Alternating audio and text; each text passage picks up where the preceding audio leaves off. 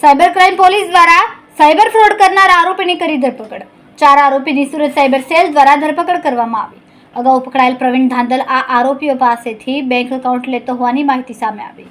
આરોપીઓએ saving current account ભાડે આપ્યું હતું।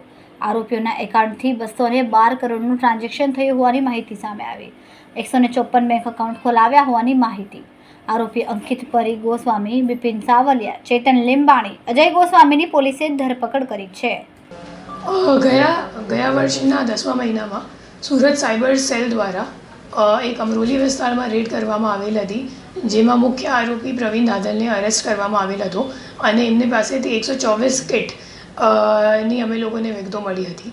એમાં 4 બીજા આરોપી જેમનું નામ ખુલેલું હતું, જે નાસ્તા ફરતા હતા। એ 4 આરોપીને સુરત સાયબર સેલની ટીમો દ્વારા પરમ દિવસે રાત્રે એક ઓપરેશન કરવામાં આવ્યું, જેમાં 4 આરોપીઓને સતત મતલબ 25 માણસો આપણી 25 પોલીસની ટીમ બનાવીને 4 નાસ્તા ફરતા આરોપીઓને એક સાથે અરેસ્ટ કરવામાં આવ્યું છે।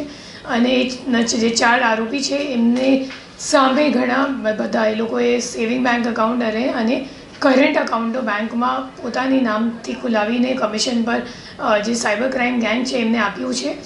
અને એ લોકોએ જો કમિશન છે તો સેવિંગ બેંક એકાઉન્ટમાં એ લોકો 30,000ની કમિશન લીધી છે અને કરંટ એકાઉન્ટની એ લોકોએ 1 લાખ રૂપિયા દીઠ પર એકાઉન્ટની એ લોકોએ કમિશન લીધી છે। એ મામલો અમે લોકોની સામે આવેલું છે અને જે આપણી પાસે 154 બેંક એકાઉન્ટો છે તો એની સામે 401 NCCRP કમ્પ્લેન્ટ્સ નોંધાયેલ છે અને ટોટલ જે ટ્રાન્ઝેક્શન્સનો અમાઉન્ટ છે એ ટોટલ 288 કરોડનું 212 કરોડ અને 88 લાખનું અમે લોકોને ટ્રાન્ઝેક્શન્સ આ તમામ ખાતાઓમાં મળી આવ્યું છે અને હાલ આ દિશામાં તપાસ આગળ ચાલુ છે। અમે લોકોને જોવાનું છે કે કેટલા બધા NCCRP કમ્પ્લેન્ટ્સ FIRમાં તબદીલ થઈ ગયા છે અને એમાં આજે આપણા નાસ્તા ફરતા આરોપીઓ છે એ તમામ કેટલા દેશભરમાં કેટલા બધા ગુનાઓમાં હજી વોન્ટેડ છે। કેટલા ખાતા ખોલાવ્યા? 154 બેંક એકાઉન્ટ એ લોકોએ ખોલાવ્યું છે।